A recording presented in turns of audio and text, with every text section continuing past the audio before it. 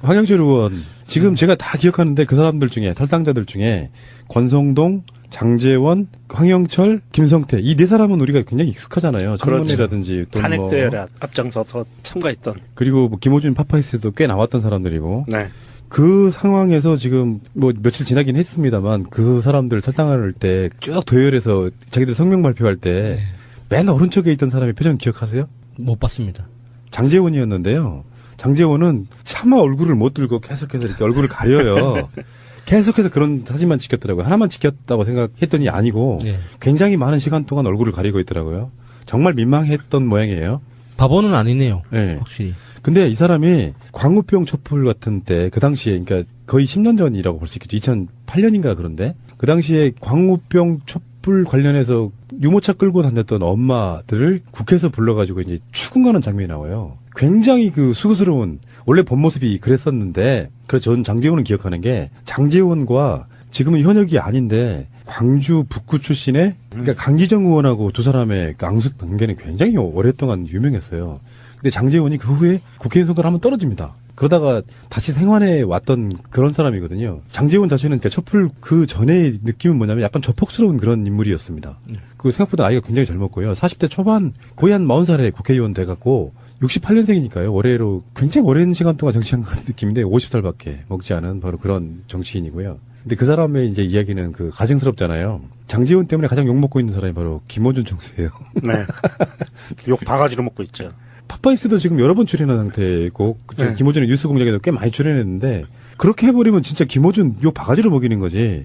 한 명 남아도 장제원이 남았다고 하면 저는 그 장제원에게 굉장히 많은 격려가 쏟아졌을 텐데 마치 자기는 끝까지 유승민 지키고 바른정당 지킬 것처럼 뭔가 이빠른 소리 다 해놓고는 그 배신을 나 진짜 아니 이 파파이스에 나와가지고 문재인 후보가 확실히 대통령이 될 거니까 불쌍한 자기들한테 표를 좀 도와주세요.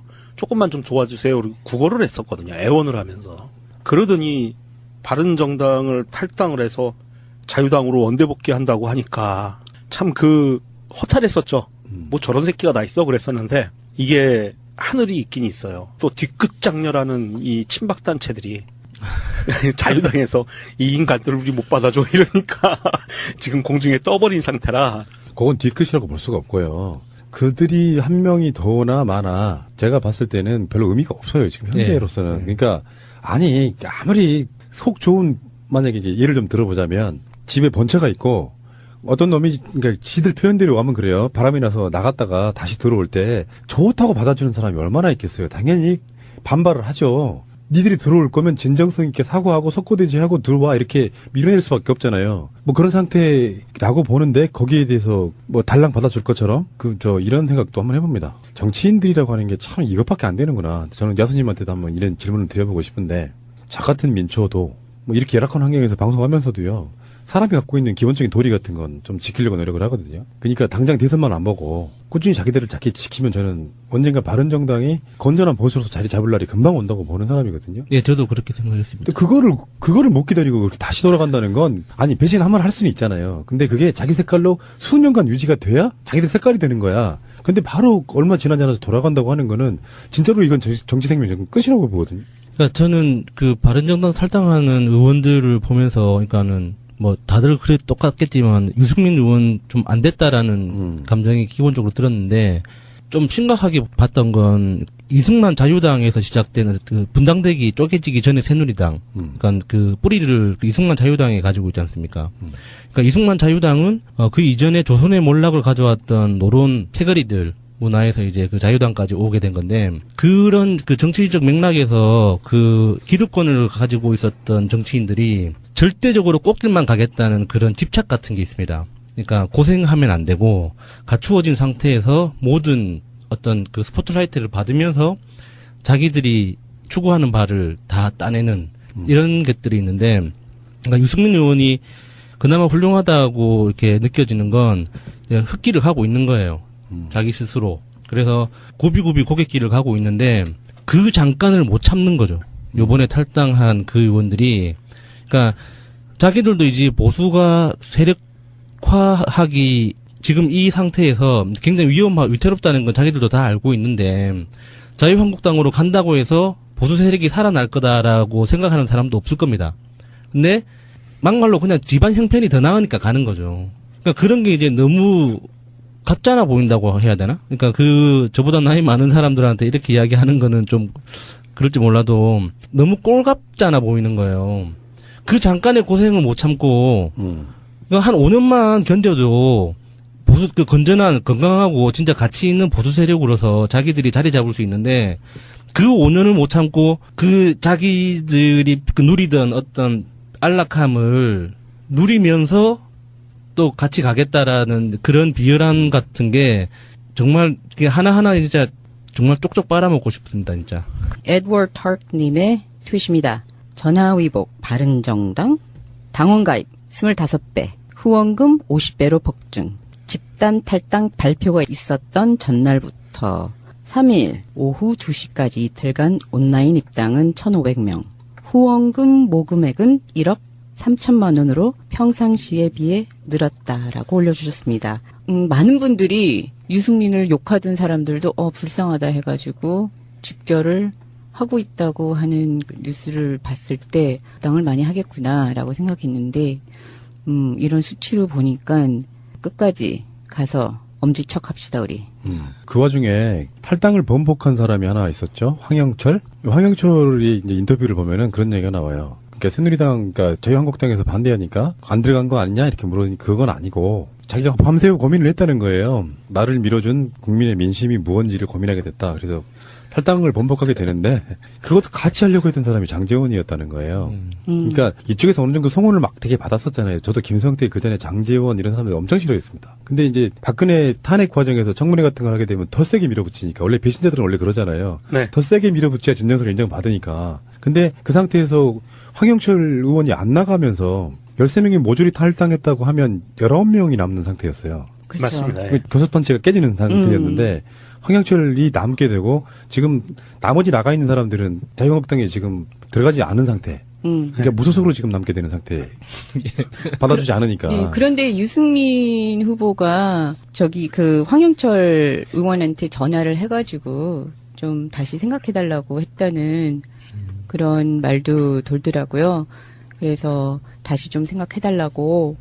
황영철 의원의 지역구 자체가 굉장히 바른정당 사상하고는 좀 맞지 않아가지고 결정 내리기가 좀 힘들었다는, 그리고 새누리당 쪽에서도 굉장히 배신자라는 낙인이 깊게 찍혀 있고, 그래서 뭐 쉬운 길은 아니지만 그래도 일단 길을 선택을 했으니까. 이건 그냥 제 상상인데요. 김무성 의원이 협박하지 않았을까? 뭐 반 어르고 달래고 협박하고 부탁하고 해가지고 교섭단체에서 이제 탈락한다는 건 굉장한 수치거든요. 그럼요. 그 여당 의원들한테는. 그러니까 그 장제원 의원이든 황영철 의원이든 김성태 의원이든 특히 김성태 의원한테 굉장히 푸시를 많이 했을 거라고 보는데, 지금 그 바른정당 선대위원장이 김무성 의원이지 않습니까? 그러니까 김무성 의원이 내 얼굴 봐서라도 너희 셋 중에 하나라도 남아줘. 붙잡지 않았을까? 저는 그 반대로 봐요. 이 탈당을 추동한 배후 세력이 저는 김무성이라고 봅니다. 왜 그러냐면 지금 탈당에 있는 사람들이 대부분 김무성이랑 가까워요. 김무성세로 말하죠. 흔히 말하면 김무성계라고 할 수 있는데 이거는 일종의 인증이라고 봅니다. 어차피 선거 못 이기고 김무성은 자기가 대선 나가고 싶었던 사람이었잖아요. 흐름상 절대 안 되겠다 싶어가지고 지금 백의정군이란 타이틀을 쓰고 있다가 그래도 당신이 좀 나서줘 해서 지금 선대위원장까지 맡은 자리거든요. 유승민은 한때는 자기 쉽게 표현하면 자기 수하였다고 보시면 돼요. 당대표 할 때 원내대표를 같이 했으니까. 그런 입장에서 보수 세력이라고 불리는 지들 사이에 지금 김무성은 이대로 그냥 가면은 사실은 유승민이나 남경필에 비해서는 그냥 존재감 없는 존재로 사라질 가능성이 되게 높단 말이에요. 이 상태에서 이들을 움직인 게 내부에 있는 선대위원장인 김무성이 아니었을까라 생각이 드는데 조절을 하다가 보니까 너무 많이 나가버린 거야. 그러면 여기에서 지금 그 야수님의 이야기가 상당히 좀 서로 이렇게 페이드인 아웃이 되는 상태잖아요. 저는 그렇게 본다는 거예요. 이 시작은 저는 김무성의 조절이라고 보는 거예요. 그냥 몇 명만 나갔어야 되는데 스텝이 꼬인 거죠. 그러니까 그 계열이라는 게 뭐냐면은 이 조직의 중심을 맡고 있는 사람인데 내가 움직일 수는 없어. 그러면 정말 바가지로 처먹게 돼 있어. 그러면은 내채권이라고 하는 사람들 몇 명이 이렇게 주위에 있는데 그 사람들이 김무성한테 상의를 안 해요? 가능하다고 보십니까? 특히 김성태 의원 같은 경우는 절대 혼자서 네. 움직일 분이 아니죠. 그러니까 적당히 힘 실어주고 홍준표한테 적당히 힘 실어주고 어차피 유승민이를 아예 힘을 쫙 빼놔야 나름대로 나머지 남아있는 것 같고 자유한국당이랑 합당 무슨 그런 것도 할 수 있는 거예요. 그러면 결국은 움직일 수 있는 사람은 지금 남경필하고 유승민이었지만 두 사람 다 선거가 이대로 끝나면 남경필은 그 위치대로 유승민은 유승민대로 뭐 안 하잖아요. 결국엔 바른정당은 지금 김무성 것이 되는 거예요. 좀 이렇게 속되게 표현하면 그 상태에서 지분을 갖기 위해서는 아까 말한 인증샷이라고 말하는 게 내가 말이야. 보수가 안 지게 하기 위해서 사실은 내가 우리 개파 의원들 다 보냈잖아. 그런 흐름으로 저는 가고 있다고 보는 거예요. 저는 거기에 한 가지 더해서 아무도 이 얘기는 안 하고 있네요. 지금 돌아간 정황상 보면 이 13명의 탈당자들을 홍준표가 미팅을 했죠. 탈당 전에 홍준표가 미팅을 하고 결정을 했는데 저는 이 홍준표의 고도의 전략에 말려 들어간 거 아닌가. 바른정당에서.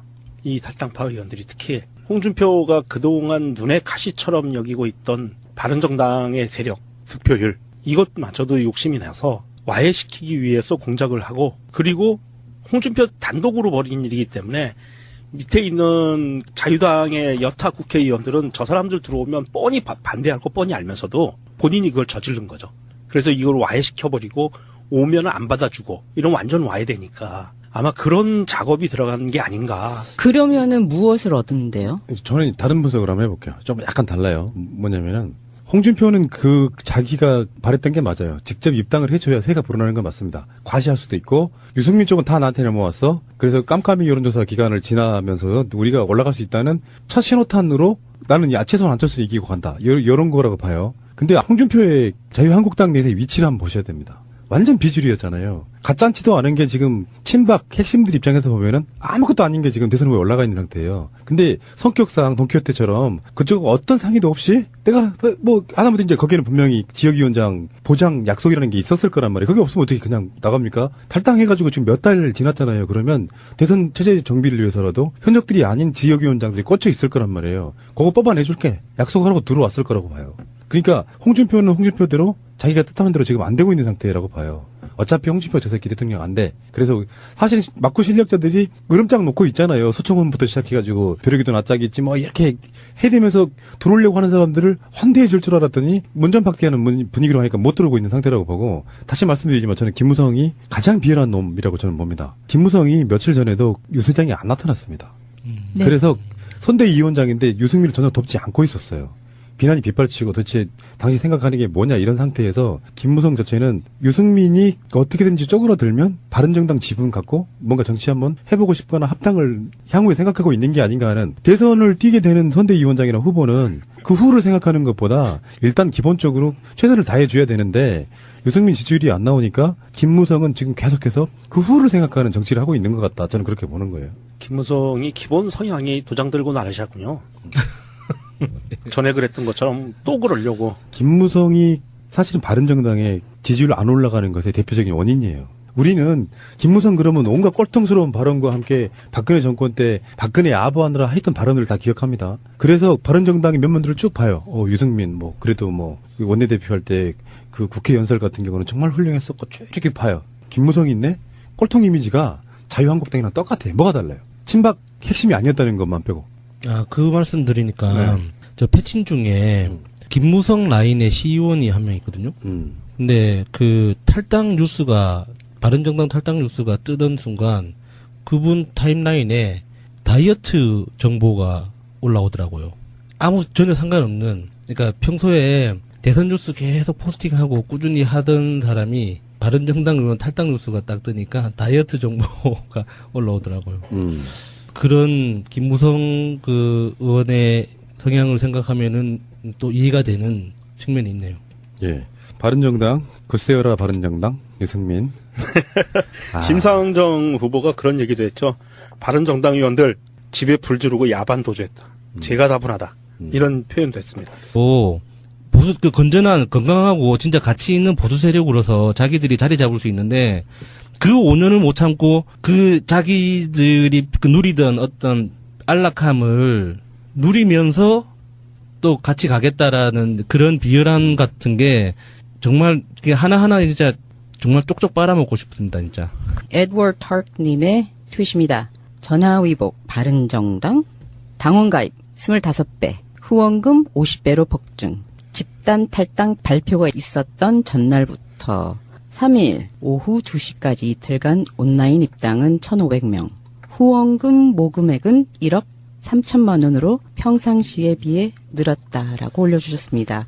많은 분들이 유승민을 욕하던 사람들도 불쌍하다 해가지고 집결을 하고 있다고 하는 그 뉴스를 봤을 때 당을 많이 하겠구나라고 생각했는데 이런 수치로 보니까 끝까지 가서 엄지척합시다 우리.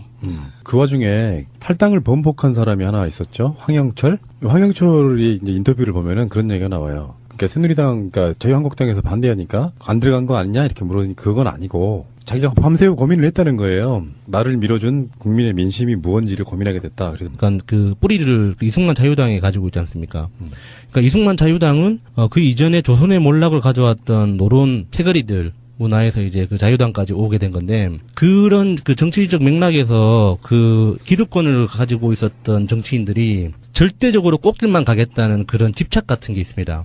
그러니까 고생하면 안 되고 갖추어진 상태에서 모든 어떤 그 스포트라이트를 받으면서 자기들이 추구하는 바를 다 따내는 이런 것들이 있는데 그러니까 유승민 의원이 그나마 훌륭하다고 이렇게 느껴지는 건 흙길을 가고 있는 거예요. 자기 스스로. 그래서 굽이굽이 고갯길을 가고 있는데 그 잠깐을 못 참는 거죠. 요번에 탈당한 그 의원들이.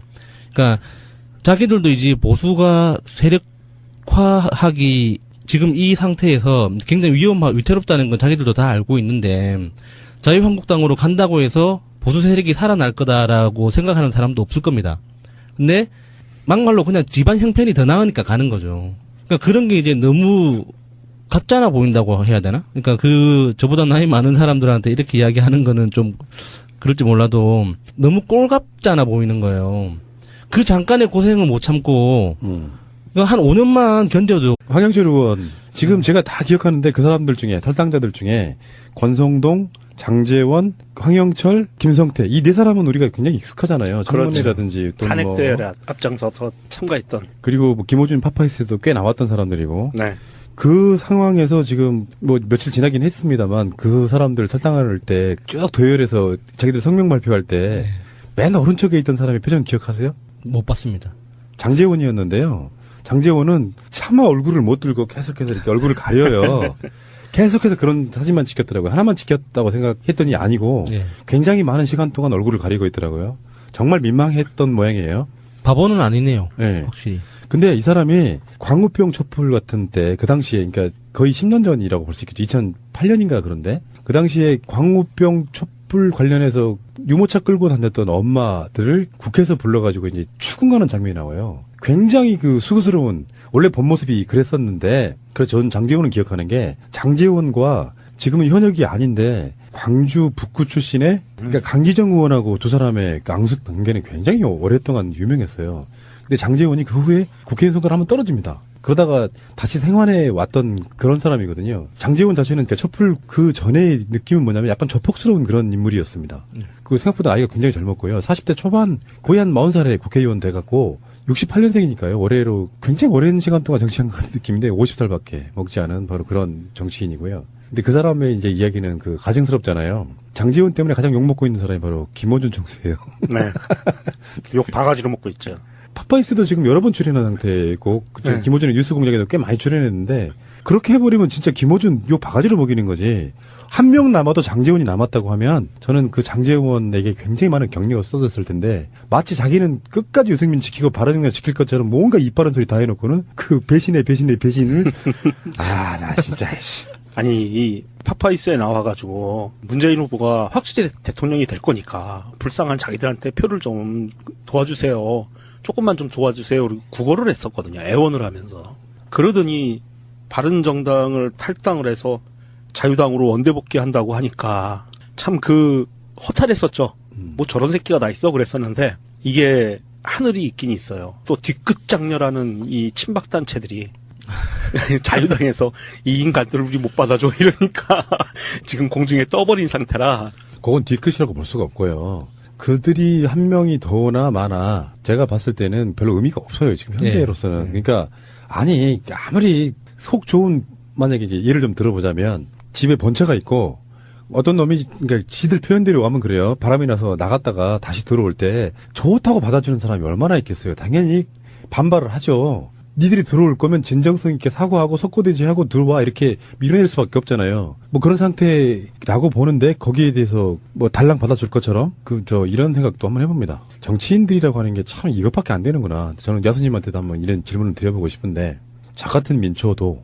뭐 이렇게 열악한 환경에서 방송하면서도요. 사람이 갖고 있는 기본적인 도리 같은 건 좀 지키려고 노력을 하거든요. 그러니까 당장 대선만 안 보고 꾸준히 자기들을 지키면 저는 언젠가 바른정당이 건전한 보수로서 자리 잡을 날이 금방 온다고 보는 사람이거든요. 예, 저도 그렇게 생각했습니다. 또 그거를 못 기다리고 그렇게 다시 돌아간다는 건 아니 배신 한번 할 수는 있잖아요. 근데 그게 자기 색깔로 수년간 유지가 돼야 자기들 색깔이 되는 거야. 근데 바로 얼마 지나지 않아서 돌아간다고 하는 거는 진짜로 이건 정치 생명 끝이라고 보거든요. 그러니까 저는 그 바른정당 탈당하는 의원들을 보면서 그러니까는 뭐 다들 그래 똑같겠지만 유승민 의원 좀 안 됐다라는 감정이 기본적으로 들었는데 좀 심각하게 봤던 건 이승만 자유당에서 시작되는 그 분당대기 쪼개지기 전에 새누리당